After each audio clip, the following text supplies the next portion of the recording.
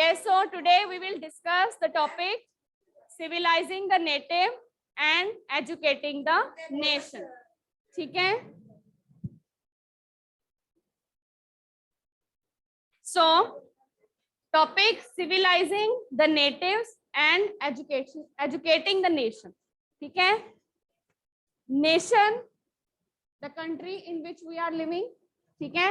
Which is all the people who are belonging to one area and they are considering themselves the resident of that citizen. ठीक है? A nation such as we are, our nation is India, और natives जो उस nation में रह रहे हैं. ठीक है? So civilize, अब civilizing the nation, इससे आपको जो हमने previous topics में पढ़ा हुआ है कोई याद आ रहा है? जो हमने previous topics में civilizing the native से related कुछ पढ़ा था. We have discussed something. So अब civilizing, yes, raise your hand. We have discussed about civilizing the natives in previous topics. In very first topic we have discussed about civilizing the Indians. अब natives कौन है? यहाँ पे हम बात किसकी कर रहे हैं? Indians की. ठीक है? तो who has discussed about the civilizing the Indians? Yes, Harman. James Mill की हमने dividation पढ़ी थी history. He has divided history into 3 periods. और जब ब्रिटिश पीरियड था उसने कहा था कि British period that will be helpful to civilising the Indians. ठीक है? Indians are not civilised. यहाँ पे भी हमने ये स्टेटमेंट पढ़ी थी, ये स्टेटमेंट की थी ना हमने डिस्कस. तो अब उसी को हम और डिस्कस कर रहे हैं कि how the natives could be civilised. ठीक है? नेटिव्स जो यहाँ पे रहने, क्योंकि ब्रिटिश कॉलोनियल गवर्नमेंट है, कॉलोनियल गवर्नमेंट यहाँ पे आके रूल कर रही है. अब हाउ दे कुड सिविलाइज, पहले तो अब क्या कर रहे हैं? रूल कर रहे हैं, पॉलिटिकल अपना कंट्रोल बना रहे हैं सबके ऊपर, है ना. टैक्सेस वगैरह कलेक्ट करने भी स्टार्ट कर दिए उन्होंने. अब धीरे धीरे वो अब लोगों पे तो रूल कर रहे हैं, अब they also want to rule on the hearts of people, कि लोग हमारे अगेंस्ट ना जाएं, वो हमारे रूल को एक्सेप्ट करें. ठीक है? तो कहीं ना कहीं उनके मन में ये आइडिया भी है. सो अब इसमें एक तो हम ये भी डिस्कस करेंगे साथ में. अब एजुकेटिंग द नेशन, एजुकेशन का लिंक किसके साथ होगा? एजुकेशन किसके लिए होती है? Students who are getting the education. ठीक है? तो कहीं ना कहीं it is also related with the lives of students also, कि किस तरह अब एजुकेशन देनी है, उन्होंने एजुकेट करना है. तो किसको करेंगे? जो एजुकेशन लेने आ रहे हैं द स्टूडेंट्स. जो एडल्ट्स हैं जो काम कर रहे हैं उनको तो एजुकेट नहीं करेंगे वो, है ना. जो स्टूडेंट्स आ रहे हैं जो स्कूल्स में या जो भी उस टाइम पे एजुकेशन का सिस्टम था उसमें वो क्या चेंजेस करना चाहते थे. ठीक है? So British wanted not only territorial contest, territory के ऊपर तो कंट्रोल कर ही रहे हैं. ठीक है? But they had control the revenues also, but they also felt that they had a cultural mission. उनके माइंड में क्या अपने आप, जैसे अपना कॉलोनियल रूल वो जस्टिफाई कर रहे हैं, कॉलोनियल रूल कर रहे हैं, उनकी ये एरिया नहीं है, लेकिन यहाँ पे आके दूसरे की टेरिटरी के ऊपर वो रूल कर रहे हैं और अपने रूल को जस्टिफाई कर रहे हैं. ठीक है? तो वो जस्टिफाई कैसे कर रहे हैं? Cultural mission. ठीक है? अपने रूल को वो क्या बता रहे हैं? Cultural mission. कल्चरल मिशन बता रहे हैं. टेरिटोरियल कंक्वेस्ट उन्होंने यहाँ पे कर लिया, एक्सपेंशन कर ली, कंट्रोल कर लिया, साथ ही साथ रेवेन्यूज पे कंट्रोल कर लिया. अब वो अपने रूल को एक कल्चरल मिशन के साथ रिलेट कर रहे हैं. कैसे? They had to civilise the natives, their customs and their values. ठीक है? कल्चरल मिशन उनका क्या है? Civilising the natives. ठीक है? तो ये उनका कल्चरल मिशन है, civilising the natives and change their values and customs, कि जो उनकी ऑलरेडी वैल्यूज और कस्टम्स हैं, चेंज देयर वैल्यूज. ठीक है? वैल्यूज की जो उनकी मॉरल वैल्यूज हैं, जो उनके आइडियल्स हैं, कस्टम्स की जो उनके रीति रिवाज है, अगर वो भी अनसिविलाइज्ड है तो उनको भी चेंज करना है. जैसे हमने पिछले टॉपिक्स में पढ़ा भी था, कुछ उन्होंने लॉज बनाए थे, है ना, कुछ कस्टम्स को चेंज करने के लिए. कस्टम्स मीन्स जो रीति रिवाज हैं. ठीक है? अब ये कल्चरल मिशन उन्होंने अपना हम कह सकते हैं कि कल्चरल मिशन। अब कौन से लोग थे जिन्होंने इस तरह की थिंकिंग स्टार्ट की, कैसे ये फिर कैसे डेवलपमेंट्स हुई, ठीक है, यही हम डिस्कस करेंगे।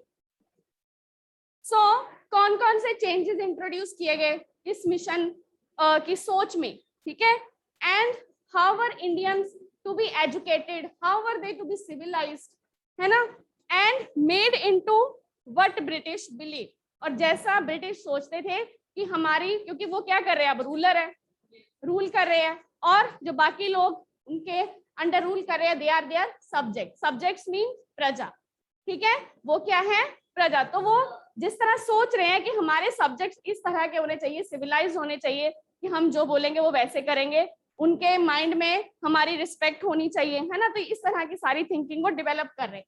अब हाउ ब्रिटिश सॉ एजुकेशन, अब इस कल्चरल मिशन को आगे लेके जाने के लिए इसको हम कह सकते हैं कि इम्प्लीकेशन, इसकी इम्प्लीकेशन कैसे कि उन्होंने थ्रू एजुकेशन, ठीक है।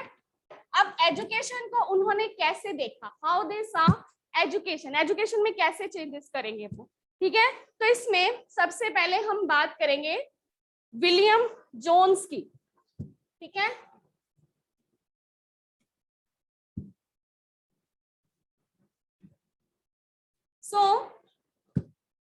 अब ब्रिटिश ने कुछ जो आइडियाज थे एजुकेशन के, तो ये आइडिया जरूरी नहीं कि जैसे उन्होंने सोचा और उसी टाइम पे सारे चेंजेस हो गए, नो, ठीक है, इट इवॉल्व थ्रू 100 years, इनको भी टाइम लगा कुछ, मतलब जैसे कोई भी चेंजेस अगर ड्रास्टिक चेंज कर दो तो लोग तो प्रोटेस्ट कर देते हैं, है ना, एकदम से कोई भी चेंज आ रहा है तो लोग क्या करते हैं, प्रोटेस्ट कर देते हैं। तो it took over 100 years to proceed, ठीक है, सारी डेवलपमेंट्स में। And in the process of this inquiry how Indians reacted to British लोगों का रिएक्शन कैसा था, and how they develop their own ideas about Indians were to be educated. Cultural mission Britishers का हो गया, ठीक है। अब धीरे धीरे ब्रिटिशर्स का क्या आइडिया था, कैसे उन्होंने आइडिया डेवलप किया, it was not drastic change, develop through 100 years। अब इंडियंस ने कैसे उसको रिएक्ट किया, फिर इंडियंस ने क्या सोचा कि कौन सा राइट वे है हमें एजुकेट करने के लिए, ठीक है। तो ये सारे डिफरेंट चेंजेस हम करते हैं। तो सबसे पहले हम बात कर रहे हैं विलियम जोन्स की, ठीक है, इन 1783, ठीक है, 1783 में ही अराइव्ड इन कैलकाटा, कैलकाटा में आए, एंड देन ही had an appointment with junior जज ऑफ सुप्रीम कोर्ट, ठीक है, कि जहां पे कंपनी का पूरा, जिसने की कंपनी सेटअप की थी उस टाइम पीरियड में। And in addition to being an expert in law, वो लॉ में भी एक्सपर्ट थे, ठीक है, विलियम जोन्स लिंग्विस्ट भी थे, अलग अलग लैंग्वेज की नॉलेज थी उनको, ठीक है। उसके बाद he had studied Greek, Latin language at Oxford, knew the French and English language, ठीक है, बहुत सारी लैंग्वेज की नॉलेज थी। and he picked up Arabic from a friend and then learned Persian also, ठीक है। and a day with the he also spending start, और यहाँ जब कैलकाटा में आ गए, इंडिया में आ गए, तो उन्होंने he started spending his time with the pandits also, और उसके लिए कौन सी लैंग्वेज उन्होंने रीड करनी स्टार्ट की, संस्कृत लैंग्वेज। हाँ जी बेटा, हाँ, linguist means who knows different languages, ठीक है, जो स्टडी भी करता है, उसको नॉलेज भी है, एक ही लैंग्वेज की नहीं, बहुत सारी लैंग्वेज की, ठीक है, उसको हम क्या कहते हैं, लिंग्विस्ट। अब उसने संस्कृत लैंग्वेज की ग्रामर, पोइट्री, इन सबको स्टडी करना शुरू किया। And when he was studying ancient Indian text, जो भी एंशिएंट इंडियन टेक्स्ट थे, ठीक है, उनको स्टडी करना शुरू किया। और इंडियन टेक्स्ट सिर्फ अलग अलग हम कह सकते हैं कि अलग अलग सब्जेक्ट्स पे थे। कौन कौन से उसको सब्जेक्ट्स पे हमारे इंडियन टेक्स्ट मिले, लॉ के ऊपर भी थे, फिलॉसफी के ऊपर भी थे, रिलीजन, पॉलिटिक्स के ऊपर भी थे, मॉरल वैल्यूज के ऊपर, अर्थमेटिक हो गया, मेडिसिन, मतलब इतने सारे टॉपिक्स में इंडियन बुक्स उस टाइम पर अवेलेबल थी, ठीक है। उसने धीरे धीरे संस्कृत की नॉलेज ली, क्योंकि अर्लिएस्ट जो मोस्टली हम कह सकते हैं कि वैदिक लिटरेचर है, संस्कृत लैंग्वेज में मोस्टली अवेलेबल है ना। तो उन्होंने संस्कृत लैंग्वेज की नॉलेज लेके फिर बाकी इंडियन टेक्स्ट को स्टडी करना शुरू किया।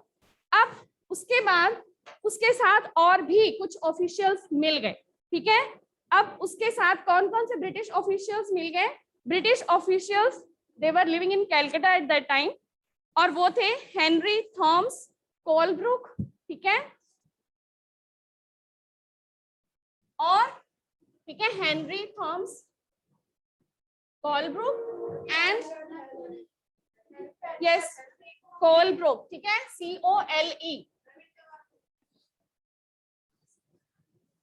कोलब्रुक एंड नेथनियल हैथहेड, ठीक है, नेथनियल हैथहेड, ठीक है। इसमें कोलब्रुक का नाम जो है ये सादा हम आएंगे, ठीक है। सेकंड जो था, क्लियर, फर्स्ट था Henry Thomas Colebrooke and second one was Nathaniel Halhed, ठीक है। अब ये भी ब्रिटिश ऑफिशियल, जैसे विलियम जोन्स स्टडी कर रहे थे एंशियंट टेक्स्ट को, तो जोन्स को ये पता चला कि these two English officials, Colebrooke and Halherd, they were also busy in discovering about the Indian text, ठीक है। इंडियन जो हेरिटेज है, इंडियन लैंग्वेजेस हैं, उनको स्टडी कर रहे हैं, and they are also translating, और ट्रांसलेट भी कर रहे हैं Sanskrit and Persian works into English, कि जो यहाँ पे संस्कृत में बुक्स लिखी गई हैं, पर्सियन लैंग्वेज भी उस टाइम पे मुगल रूलर्स की उस टाइम पे भी काफी लिटरेचर लिखा गया है ना, उनको वो ट्रांसलेट कर रहे हैं किस लैंग्वेज में? इंग्लिश लैंग्वेज में, ठीक है। And together with them Jones set up Asiatic society of Bengal, तो इन दोनों के साथ मिलके जोन्स ने कौन सी सोसाइटी एस्टेब्लिश की? Asiatic society, Asiatic society of Bengal, ठीक है, यस। तो ये सोसाइटी बना दी उन्होंने, है ना। अब ये सोसाइटी किस पे काम करेगी? Discovering the Indian language, literature, heritage, ठीक है, उसको डिस्कवर करेगी। और एंड एक जर्नल भी उन्होंने स्टार्ट किया, ये उन्होंने एक ऑर्गेनाइजेशन बना दी, ठीक है, और एक जर्नल उन्होंने स्टार्ट किया, और वो जर्नल का नेम क्या था? एशियाटिक रिसर्चेस, ठीक है।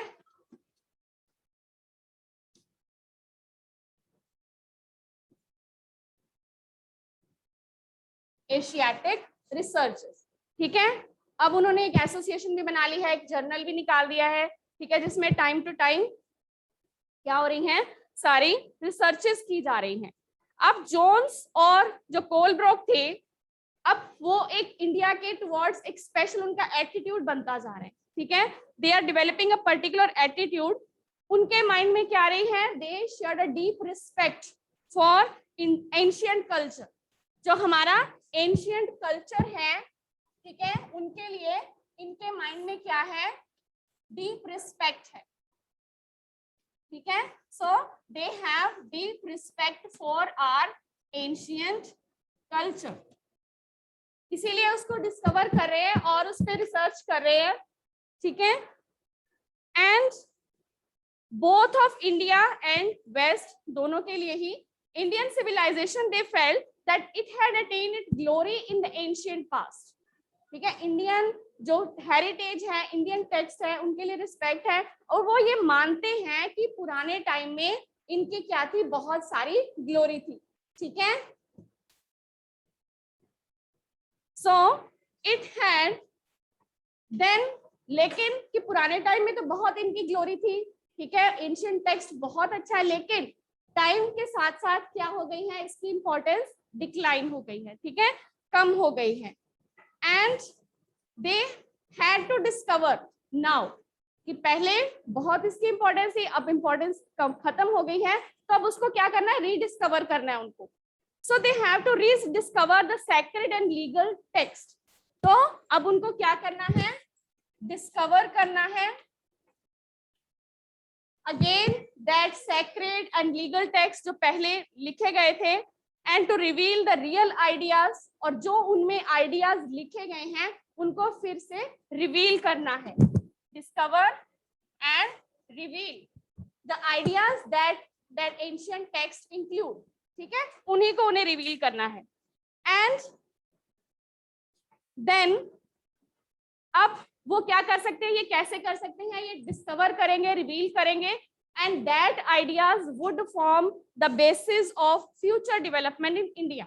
और जो इंडिया में अब फ्यूचर डेवलपमेंट होगी, ये सारी चीजें उसका क्या बनाएंगी, एक बेस बनाएंगी, ठीक है। और ये जो न्यू स्टडी होगी, डिस्कवर करेंगे, रिवील करेंगे, उसकी न्यू स्टडी करेंगे, और वो न्यू स्टडी क्या बनाएगी, बेसिस फॉर फ्यूचर डेवलपमेंट। और जो भी इंडिया की फ्यूचर डेवलपमेंट होगी, एजुकेशन की डेवलपमेंट होगी, उसका ये बेस बनेगा, जो उनकी रिसर्च वर्क चल रहा है, ठीक है, फॉर फ्यूचर। हाँ जी बेटा, this is the time period he arrived at Calcutta eight which year 1793। उसके बाद तो बहुत सारे, अभी हम इसी टाइम पीरियड की बात करें, ठीक है। अब तो इंडियन गवर्नमेंट डिसाइड कर रही है जो भी करेगी। 1783, ठीक है, ये उसके बाद की बात है, 1783 के बाद, ठीक है, जब वो यहाँ पे आ गया। बाकी ईयर्स याद करने की जरूरत नहीं है। उसके बाद अब ये हो गया उनका रिसर्च वर्क, उनके मन में रिस्पेक्ट भी है, they are discovering and revealing the ancient text, they are again studying them, and their research work will become the basis for the future development of India. And now they were, अब ये क्या सोचे थे कि ये जो उनका project work है, ये उनका प्रोजेक्ट वर्क है, research work. So this project work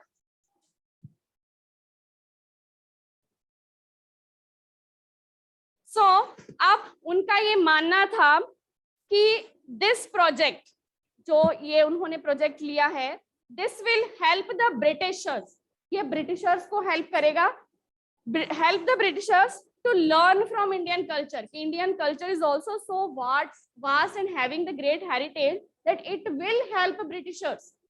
जरूरी नहीं कि ब्रिटिशर्स इंडिया को सिविलाइज करेंगे, वो खुद भी सीखेंगे, ठीक है। They will learn from this Indian culture, और इंडियंस को हेल्प करेगा to rediscover their own heritage, अपनी हेरिटेज को वो रीडिस्कवर करेंगे, और ब्रिटिशर्स को हेल्प करेगा इंडियन लिटरेचर को लर्न करने के लिए। वो भी पॉइंट्स आप इसमें ऐड कर सकते हो, ठीक है, एक बेस बनेगा, ठीक है। दूसरा, इंडियंस के लिए हेल्पफुल होगा। इंडियंस के लिए हेल्पफुल कैसे है, ठीक है, helpful to Indians and Britishers also. Indians के लिए हेल्पफुल कैसे है कि वो अपने ही हेरिटेज को रीडिस्कवर करेंगे, ठीक है, अपने हेरिटेज को रीडिस्कवर करेंगे, और ब्रिटिशर्स क्या करेंगे, दे will learn from Indian culture, ठीक है, और वो भी इंडियन कल्चर से कुछ सीखेंगे, ठीक है। तो ये उनका मानना था, दे वर बिलीविंग दिस थिंग कि this will help both Britishers and Indians. So, अब इसी प्रोसेस में Britishers would become the guardians of Indian culture. अब जब वो सीखेंगे भी, इंडियन भी रिडिस्कवर करेंगे, तो इस प्रोसेस में जो ब्रिटिशर्स हैं वो क्या बन जाएंगे, इंडियन कल्चर के गार्डियन भी बन जाएंगे और मास्टर्स भी बन जाएंगे, ठीक है। कि अब ब्रिटिशर्स इंडियन कल्चर के गार्डियन भी हो जाएंगे। तो ये उनका पूरा व्यू है, प्रोजेक्ट वर्क जो उनका चल रहा है, कि guardian and as well as masters, ठीक है। कि वो अब इनहेरिट व्यू क्या है कि वो रिस्पेक्ट शो कर रहे हैं, सीख भी रहे हैं, लेकिन कल्चरल मिशन इसमें भी शो हो रहा है ना, कि they will become the guardian, कि वो गार्डियन बन जाएंगे उनके अपने कल्चर के भी, ठीक है, and would become the masters also. So कई लोग इससे इन्फ्लुएंस भी हुए, ठीक है, इनके आइडियाज से, एंड कई many company officials they also argued कि British ought to promote Indian rather than the western, क्योंकि ब्रिटिशर्स यहाँ पे इंग्लिश वेस्टर्न लैंग्वेज लिटरेचर सिखा रहे थे, तो कईयों ने उनको ये आर्ग्यू किया कि उनको इंडियंस लैंग्वेज लिटरेचर को ही सिखाना चाहिए, ठीक है, एंड दे फेल्ट कि इंस्टीट्यूशन शुड बी सेटअप। अब ये सारा उनका मिशन है, तो इसके लिए वो कैसे सिखाएंगे, इंस्टीट्यूशन एस्टैब्लिश करके, ठीक है। उनको अब एजुकेशन के लिए क्या एस्टैब्लिश करनी पड़ेंगी, इंस्टीट्यूशंस, ठीक है, और कौन कौन सी इंस्टीट्यूशन एस्टैब्लिश की गई। अब उनको संस्कृत और पर्शियन लिटरेचर में ही सिखाने के लिए Hindus and Muslims, mainly two societies were there, so Hindus and Muslims they ought to be taught what they are already familiar with।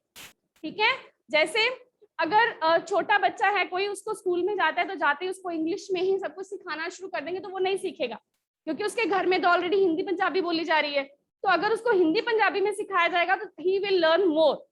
ठीक है, तो इसलिए अगर हम बहुत छोटे बच्चे की बात कर रहे हैं तो इसलिए उन्होंने कहा कि यहाँ के हिंदू मुस्लिम्स को संस्कृत या पर्शियन लैंग्वेज में ही सिखाना चाहिए, बिकॉज वो उसके फेमिलियर हैं। ठीक है, एंड इस तरह सारा कुछ करके they will win the hearts of their natives.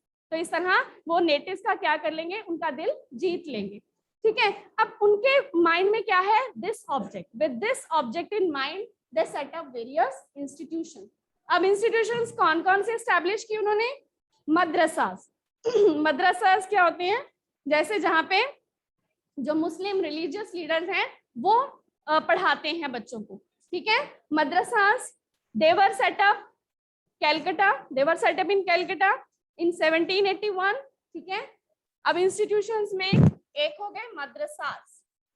मदरसास they were established in 1781 है ना। ठीक है, तो 1781 में मदरसा एस्टैब्लिश किया गया, जहां पे कौन सी स्टडी की जाती थी, Arabic, Persian and Islamic laws. उसके बाद हिंदू कॉलेज भी एस्टैब्लिश किया गया बनारस में। ठीक है, हिंदू कॉलेज, अरेबिक, पर्शियन, ठीक है, इस्लामिक लैंग्वेज, इस्लामिक लॉ। ठीक है, जो इस्लाम के लॉज वगैरह है वो उनको पढ़ाए जाते थे वहां पे। ठीक है, हिंदू कॉलेज भी एस्टैब्लिश किया गया बनारस में, दैट इज इन 1791, और वहां पे कौन सी लैंग्वेज पढ़ाई जाती है, संस्कृत टेक्स्ट की। ठीक है, तो अब इस तरह ये डिफरेंट इंस्टीट्यूशन एस्टैब्लिश की गई। ये इंस्टीट्यूशन एस्टैब्लिश क्यों की गई, ताकि उनको इंडियन कल्चर की लैंग्वेज दी जा सके, knowledge in their on local language, उनकी अपनी ही लैंग्वेज में उनको एजुकेट किया जा सके, क्योंकि उनके ही लिटरेचर को रिडिस्कवर करके। ठीक है, मदरसा जैसे जो मुस्लिम रिलीजियस लीडर्स हैं वो पढ़ाते हैं वहां पे बच्चों को। ठीक है, तो इस्लामिक लॉ उनको पढ़ाया जाएगा वहां पे, पर्शियन लैंग्वेज, अरेबिक लैंग्वेज वही सिखाई जाएगी।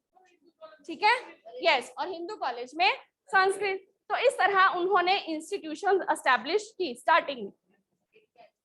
अब ये तो हो गए कि इन ऑफिशियल्स की बात, लेकिन उस टाइम पे अब इन ऑफिशियल्स को, अब इन जो इस तरह के लोग थे इनको हम कहते थे orientalist.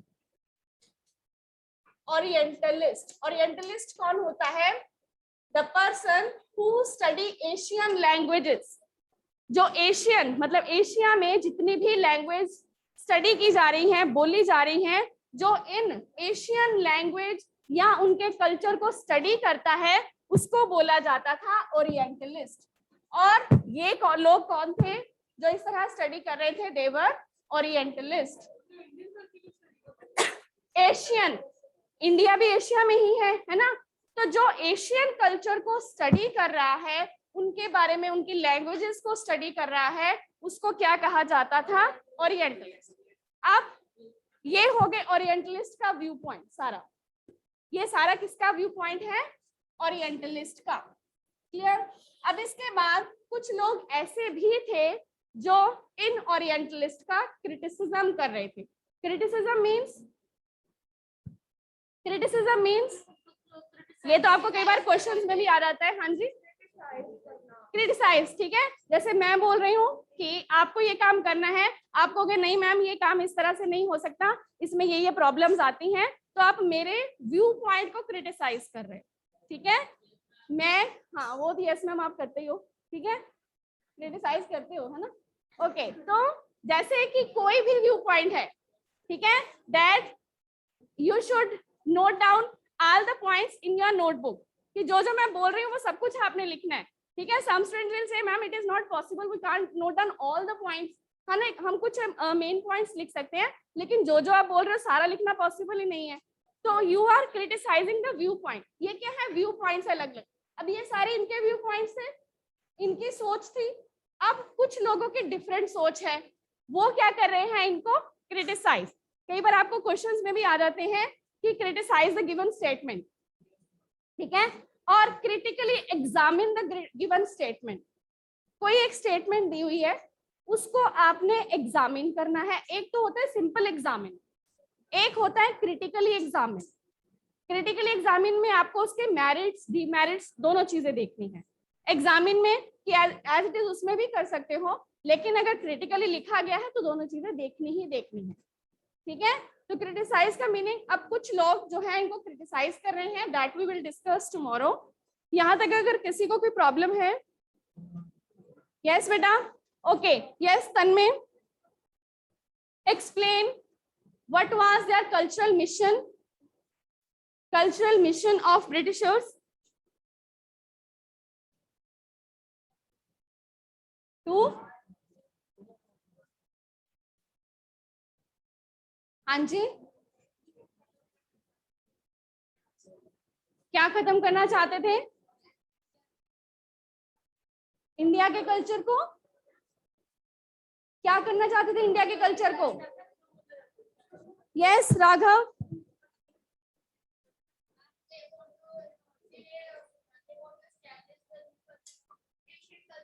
yes, they want to become the guardians of Asia, this ancient Indian culture, और ये उनका मिशन था, टू सिविलाइजिंग द नेटिव्स, ठीक है। और वो सिविलाइज कैसे करेंगे? By changing their values and customs. Customs means, जैसे हमने सती प्रथा थी, सती प्रथा क्या थी? कस्टम थी, रीति रिवाज था, उस पर बैन लगाया उन्होंने कि उनके कस्टम्स को चेंज करेंगे। वो तो हम पिछले टॉपिक में कर चुके हैं, है ना। तो उसका भी क्रिटिकल एग्जामिन हम कर चुके हैं कि वो जरूरी नहीं कि हमारी सोसाइटी के लिए बुरा था, हमारी सोसाइटी के लिए अच्छा था, लेकिन कुछ ग्रुप ऑफ पीपल के लिए वो क्या था, वो they were criticising the Britishers viewpoint, ठीक है। तो वो क्या करना चाहते थे?